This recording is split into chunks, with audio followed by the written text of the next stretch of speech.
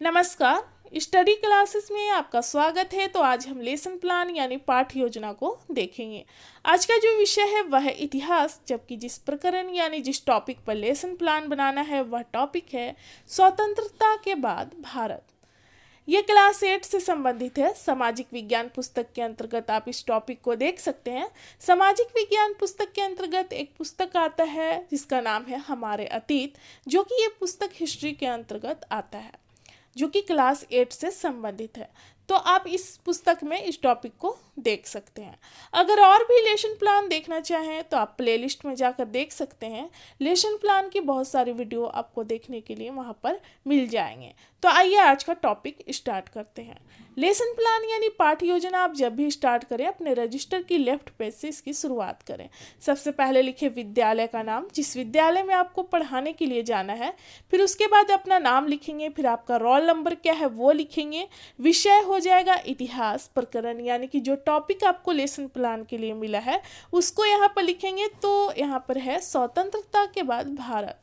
तो यहाँ पर हम देखेंगे राज्य के गठन के बारे में देखेंगे, संविधान के बारे में देखेंगे, इन सारे चीज़ों को देखेंगे। किस क्लास के लिए है तो 8 क्लास के लिए कितने समय तक पढ़ाना है। तो जो क्लासेस होती है 35 या 40 मिनट की होती है, तो उसके अनुसार आप लिखेंगे किस घंटे में आपको पढ़ाने के लिए मिला है वो लिखेंगे, डेट क्या है और आपका सत्र कौन सा चल रहा है, इन सारे चीज़ों को लिखेंगे। उसके बाद सामान्य उद्देश्य आता है जो कि हमारा विषय से संबंधित उद्देश्य होता है। विषय है इतिहास। अगर आप हिस्ट्री के अंतर्गत दूसरे टॉपिक पर भी लेसन प्लान बना रहे हैं तो सामान्य उद्देश्य के जो पॉइंट है वो सेम वहाँ पर डाल सकते हैं, जबकि विशिष्ट उद्देश्य में आपका चेंज होगा क्योंकि ये प्रकरण से संबंधित उद्देश्य होते हैं, यानी कि टॉपिक से संबंधित उद्देश्य होते हैं। तो सबसे पहले हम देखेंगे 5 पॉइंट सामान्य उद्देश्य के अंतर्गत। पहला है छात्रों में इतिहास विषय के प्रति रुचि उत्पन्न करना। दूसरा है छात्रों में ऐतिहासिक दृष्टिकोण का विकास करना। तीसरा है छात्रों में सामाजिक व्यक्तित्व का विकास करना। चौथा है छात्रों में कल्पना व चिंतन शक्ति का विकास करना। और पांचवा है छात्रों को मानव समाज के विकास से अवगत कराना। उसके बाद विशिष्ट उद्देश्य में हम 5 पॉइंट देखेंगे जो कि हमारा प्रकरण से संबंधित उद्देश्य है। प्रकरण है स्वतंत्रता के बाद भारत। तो यहाँ पर पहला पॉइंट देखेंगे, छात्र स्वतंत्रता के बाद होने वाले राष्ट्रीय परिवर्तन के बारे में जान सकेंगे। दूसरा है छात्र संविधान के निर्माण व राज्य के पुनर्गठन के बारे में प्रत्याभिज्ञान कर सकेंगे। तीसरा है छात्र स्वतंत्रता के बाद भारत की स्थिति के बारे में व्याख्या कर सकेंगे। चौथा है छात्र स्वतंत्रता के बाद होने वाले परिवर्तन से संबंधित विषय को चार्ट पेपर द्वारा प्रदर्शित करने का कौशल विकसित कर सकेंगे। पांचवा है छात्रों में स्वतंत्रता के बाद होने वाले राष्ट्रीय परिवर्तन विषय से संबंधित पत्र पत्रिकाओं को पढ़ने की रुचि विकसित हो सकेगी। अब उसके बाद अगले पेज में आएंगे, यानी राइट पेज में।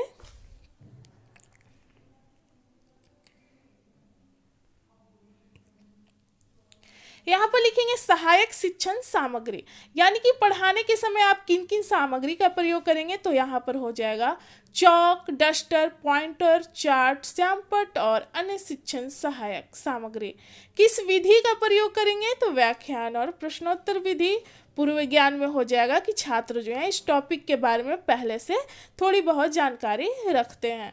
वर्ग व्यवस्था में हो जाएगा छात्र, अध्यापक और अध्यापिका जो है अपनी सुविधा के अनुसार क्या करेंगे, वर्ग को व्यवस्थित करेंगे।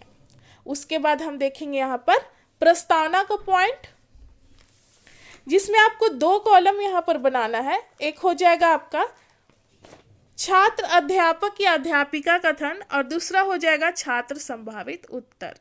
तो इसमें प्रश्न की संख्या आप 4 या 5 रख सकते हैं और अंतिम प्रश्न में आपका टॉपिक निकल कर आना चाहिए जिस टॉपिक को आप पढ़ाने वाले हैं। तो ये प्रश्न और उत्तर जो है दोनों एक दूसरे से संबंधित होते हैं। ये प्रश्न क्लासरूम में छात्र, अध्यापक या अध्यापिका जो है वो बच्चों से करते हैं और बच्चे इसका आंसर देंगे, लेकिन आंसर जो है बिल्कुल सही होना चाहिए और उसी से अगले प्रश्न का निर्माण किया जाता है। तो जैसे पहला प्रश्न है, छात्र अध्यापिका छात्रों से करती हैं कि हम लोग किस देश में रहते हैं, तो छात्रों के द्वारा उत्तर आता है भारत देश में। अब इसी से दूसरा प्रश्न है कि स्वतंत्रता से पूर्व भारत पर किसका शासन था, तो छात्रों के द्वारा उत्तर आता है अंग्रेजों का। तीसरा प्रश्न है, अंग्रेजों के शोषण से भारतीयों को मुक्ति कैसे मिली, तो छात्रों के द्वारा उत्तर आता है संघर्ष व आंदोलन के द्वारा। अब इसी से चौथा प्रश्न है कि आंदोलन के बाद भारतीयों को क्या प्राप्त हुआ, तो छात्रों के द्वारा उत्तर आता है स्वतंत्रता। अब पांचवा प्रश्न है, स्वतंत्रता के बाद होने वाले राष्ट्रीय परिवर्तन के बारे में विस्तार पूर्वक बताएं। तो यहाँ पर छात्र जो हैं अच्छे से उत्तर नहीं दे पाते हैं, इसलिए हम यहाँ पर समस्यात्मक लिखेंगे और हम देख सकते हैं कि हमारा टॉपिक निकल कर आ चुका है जिस टॉपिक को हम पढ़ाने वाले हैं। उसके बाद हो जाएगा छात्र अध्यापिका कथन में स्वतंत्रता के बाद भारत, यानी कि टॉपिक को लिखना है यहाँ पर, और पाठ की उद्घोषणा मतलब कि आज जो चैप्टर पढ़ाना है उसके बारे में हम लिखेंगे कि आज हम लोग स्वतंत्रता के बाद भारत की स्थिति के बारे में विस्तार पूर्वक अध्ययन करेंगे। अब उसके बाद अगले पेज में आएंगे,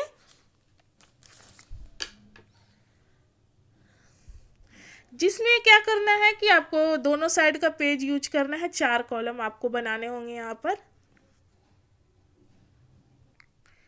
जो कि ये सारे पॉइंट है प्रस्तुतिकरण के अंतर्गत आता है। एक आपका कॉलम है शिक्षण बिंदु, यानी कि आप चैप्टर से पॉइंट को उठाएंगे, उस पॉइंट को एक्सप्लेन करेंगे, तो उसे दूसरे कॉलम में लिखना है छात्र अध्यापिका क्रियाशीलता वाले कॉलम में। और तीसरा कॉलम है छात्र क्रियाशीलन, यानी कि बच्चों का क्लास में व्यवहार किस तरह का रहेगा, किस तरह से उत्तर देंगे, उसको तीसरे कॉलम में लिखेंगे। और चौथा है श्याम पटकारी, यानी कि आप पढ़ाते समय ब्लैक बोर्ड यूज करते हैं, बच्चों के समझाने के लिए जिस तरह से ब्लैक बोर्ड पर लिखते हैं उसी तरह से आपको यहाँ पर लिखना है।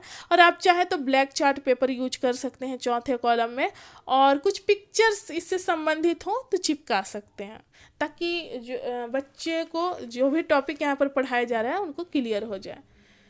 तो सबसे पहले हम पॉइंट देखेंगे शिक्षण बिंदु के अंतर्गत स्वतंत्र भारत के समक्ष चुनौतियां क्या थी।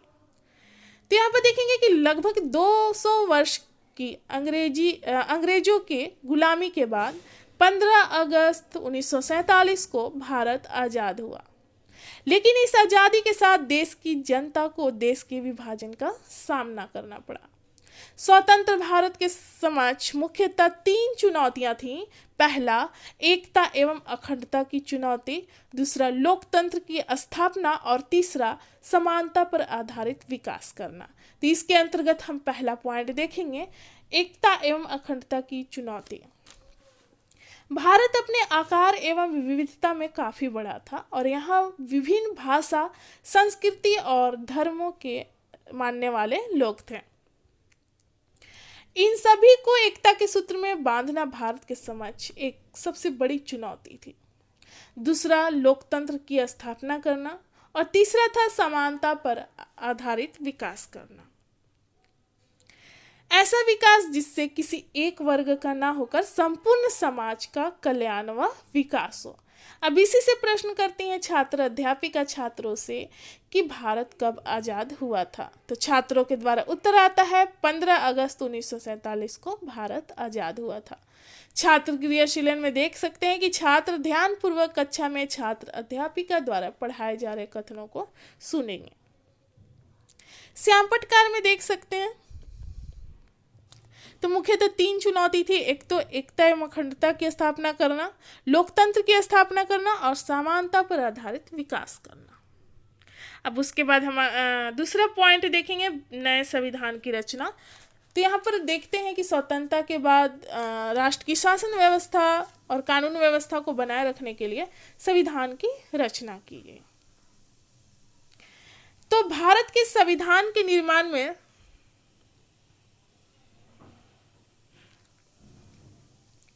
संविधान सभा के सभी 389 सदस्यों ने महत्वपूर्ण भूमिका निभाई। 26 नवंबर 1949 को संविधान सभा में पारित किया गया और संविधान को पारित किया गया और 26 जनवरी 1950 को संविधान को लागू किया गया। इस संविधान में सर्वाधिक प्रभाव भारत शासन अधिनियम 1935 के थे और इसमें 395 अनुच्छेद, 22 भाग और 8 अनुसूचियां थी। अब इसी से प्रश्न करती हैं छात्र अध्यापिका छात्रों से कि भारतीय संविधान को कब लागू किया गया। तो छात्रों के द्वारा उत्तर आता है 26 जनवरी 1950 को। श्याम पटकार में देख सकते हैं कि 26 नवंबर 1949 को पारित किया गया संविधान को और 1950 को 26 जनवरी 1950 को इसे लागू किया गया।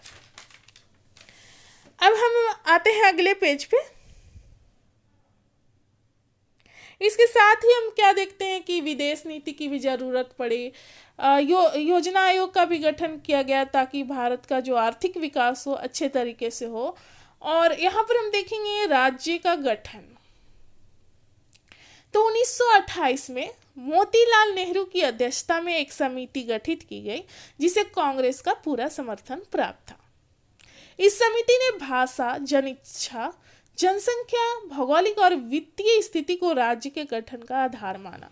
1947 में भारत को आजादी मिलते ही भारत के सामने 562 देशी रियासतें के एकीकरण और पुनर्गठन करना सबसे बड़ी समस्या थी। पोट्टी श्रीरामुलु तेलुगु भाषियों के हितों की रक्षा के लिए आंध्र राज्य की गठन की मांग करते हुए भूख हड़ताल पर बैठे। 58 दिन के आमरण अनशन के बाद इनकी मृत्यु जो है 15 दिसंबर 1952 को हो जाती है। रामुलु की मृत्यु के बाद प्रधानमंत्री नेहरू ने तेलुगु भाषियों के लिए आंध्र प्रदेश के गठन की घोषणा की, आंध्र प्रदेश राज्य की। यहाँ पर 1 अक्टूबर 1953 को आंध्र प्रदेश राज्य का गठन हो जाता है और हम देखते हैं कि यह राज्य स्वतंत्र भारत में भाषा के आधार पर गठित होने वाला पहला राज्य था। राज्य पुनर्गठन आयोग जुलाई 1956 ईस्वी में पास किया गया। इसके अध्यक्ष जो थे फजल अली थे तथा इसके अन्य सदस्य जो थे वो थे पंडित हृदयनाथ कुंजरू और सरदार के.एम. पनिक्कर। इसके अनुसार हम क्या देखते हैं, इस आयोग के अनुसार कि भारत में 14 राज्य व 6 केंद्र शासित प्रदेश स्थापित किए गए। उसके बाद हम देखते हैं कि राज्य के गठन के बाद भारत के आर्थिक विकास के लिए नीतियां बनाने और उनको लागू करने के लिए 1950 में क्या किया गया कि योजना आयोग का गठन किया गया ताकि भारत की अर्थव्यवस्था है उसमें सुधार हो सके। अब इसी से प्रश्न करती हैं छात्र अध्यापिका छात्रों से कि स्वतंत्र भारत पे भाषा के आधार पर गठित होने वाला पहला राज्य कौन था। तो छात्रों के द्वारा उत्तर आता है आंध्र प्रदेश। यहाँ पर देख सकते हैं छात्र क्रियाशीलन में कि कक्षा में छात्र जो है अनुशासन को बनाए रखेंगे और ध्यानपूर्वक सुनेंगे।